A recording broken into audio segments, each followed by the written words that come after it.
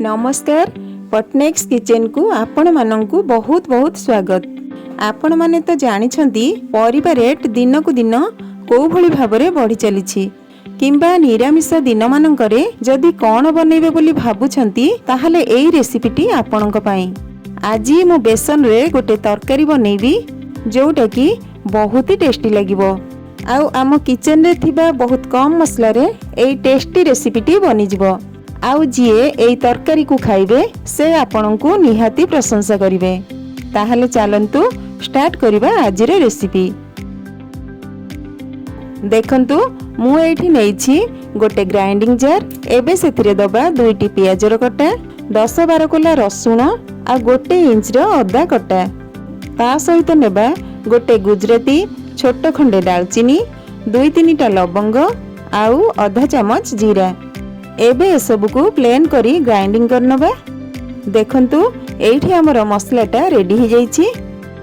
एबे same grinding jar रे नेबा 2टी मीडियम साइज रो टमाटो कटा आ ताको मध्य प्लेन करी ग्राइंडिंग करनबा। देखंतु एठी टमाटो रो पेस्ट हमर बनि जाइछि। तापरे गोटे बाउल नै सेथिरे दबा 2 कप बेसन। आपण आपणक हिसाब रे बेसन रो क्वांटिटी को कम बेसी करि परिबे। एबे एथिरे ऐड करिबा आधा चामच लूण, गोटे छोट चामच हल्दी गुंड आउ आधा चामच लंका गुंड। तापरे ग्राइंड करि रखिथिबा मसला रु गोटे चामच एथिरे दबा।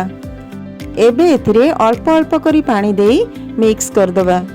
एका बेलके बेसी पानी देई मिक्स करिवेनी, कोन हेबो ना बेसन रे लम्प्स पड़ी जिवो। सेहिथि पई अल्प अल्प करी पानी ऐड करिकी मिक्स करिवे। आमको पतला बैटर दरकार, मोटा बैटर दरकार नहीं। तो अल्प अल्प करी पानी ऐड करिकी बैटर बनै नेबे। एठी देखंतु बैटर को एमिति पतला करिवे। एबे आमे एथिरे गोटे बड़ चामच कस्तूरी मेथी को हाथ रे क्रश करिकी पकेई दबा। बहुत बढ़िया फ्लेवर आसीबो। भल भाबरे मिक्स कर दबा। तापरे गोटे कड़ाई गरम करी सेथिरे दबा गोटे बड़ चामच तेल। तेल देबा द्वारा बैटरटा कड़ाई रे लागिबोनी। तापरे बेसन रो बैटर को कड़ाई रे दे दबा आ गैस रो फ्लेम को लो रे रखिकी कंटिन्यूअसली एमिति मिक्स करिबा। धीरे धीरे बैटरटा मोटा हे आसीबो। कंटिन्यूअसली एमिति चलेबा, नहेले बैटर तळे लागि जिवो। 3 ରୁ 4 मिनिट एमिति लो फ्लेम रे चलेबा द्वारा बैटरटा मोटा हे जिवो। देखंतु ये गोटे डो टाइप रो हे गलानी। एबे गैस ऑफ कर दबा। तापरे गोटे थाली रे तेल लगेकी एई जंतनी को गरम गरम थाली को दे दबा। गरम थिबा अवस्था रे ही स्प्रेड करिवे, कारण ठंडा हे गले भलरे सेट हेबोनी। एमिति गरम थिबा अवस्था रे पानी हाथ रे ऊपरू साइज कर नेबे। एबे 15 ରୁ 20 मिनिट जाए याकू छाड़ी दबा।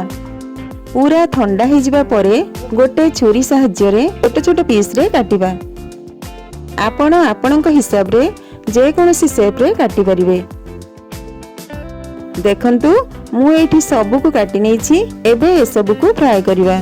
फ्राई करिबा पई कड़ाई रे तेल देई हाई फ्लेम रे गरम करिनबा। तेल भल भाबरे गरम हो जिबा परे गोटे गोटे करी सबु पीसेस को देई फ्राई करिबा। पूरा क्रिस्पी हेबा जाए याकू फ्राई करिबा। देखंतु यार कलर भी चेंज हो गलानी। एबे याकू छाणी की गोटे प्लेट को बाहर करनबा। सेम प्रोसेस रे बाकी पीसेस को फ्राई करिबा। मु एठी 2 थर रे सबु पीस को फ्राई करि नेछि। आपण जदि एथिरे आलू पकेइबा को चाहुथिबे ताहले आलू को फ्राई करिकी नै परिबे, किंतु मु एठी आलू ऐड करिनी। एबे सेम कड़ाई रे 2-3 चामच तेल रखिकी बाकी तेल को बाहर करनबा। एबे एथिरे दबा गोटे तेजपत्र, खंडे दालचीनी आउ गोटे गुजराती। टिके भाजी हे गले एथिरे ऐड करिबा गोटे बड़ साइज पियाजर कटा। पियाज को गोल्डन कलर आसीबा जाए भाजी नबा। देखंतु एठी पियाज भाजी हे गलानी। एबे गैस रे फ्लेम को लो रे रखिकी ऐड करिबा आधा छोट चमच हल्दी गुंड, गोटे चमच काश्मीरी चिली पाउडर आउ गोटे चमच धनिया पाउडर ए सब को मिक्स कर देबा। तापरे एथिरे ग्राइंड करी रखिथिबा मसला को देई कसिबा। मसला को भल भाबरे कसिबे, बहुत बढ़िया टेस्ट आसीबो।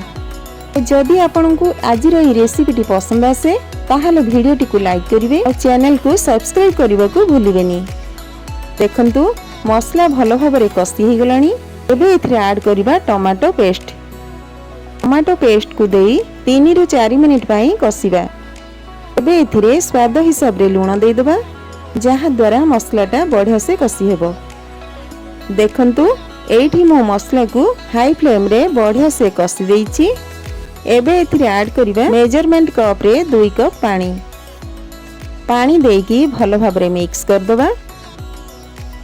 आवश्यकता अनुसार आपण पानी ऐड करि परिबे, किंतु बेसन बेसी पानी सोक करिवनी। आउ एई पानीटा भल भाबरे फुटी जिबा परे फ्राई करी रखिथिबा बेसन पीस गुडी को देकी मिक्स करनबा। आउ याकू कवर करी 2 रु 3 मिनिट पई हाई फ्लेम रे कुक करिबा। 3 मिनिट परे देखंतु एसबु बढ़िया से कुक हो जाइछि, किंतु बेसनर पीस गुडिक सेमिति अछि, भांगिनी कि किछि भी हेइनी। एबे एथिरे गरम मसला आधा चमच दे दबा।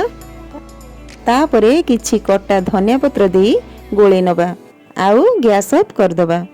एठी देखंतु बनी कि रेडी हो जाइछि गरमा गरम बेसनर तरकारी। आपण एई तरकारी को भात किंबा रुटी सहित खाई परिबे। एई स्टाइल रे थरे आपण बेसन तरकारी बनांतु, बहुत ही टेस्टी लागिबो।